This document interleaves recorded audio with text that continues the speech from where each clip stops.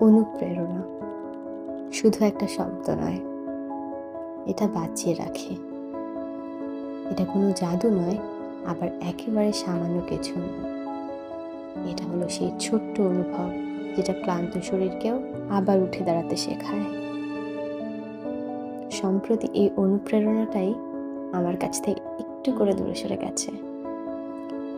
পড়াশোনার চাপ, দিনের পর দিন ছুটে চলা, ক্লান্ত শরীর আর বিশ্রামের অভাব, সব মিলিয়ে ইদানিং নিজের কাজের প্রতিও মন বসছে না ঠিকঠাকভাবে। আগের মতো সেই উদ্যমটা আর খুঁজে পাই না। তবে হ্যাঁ, হাল ছাড়িনি।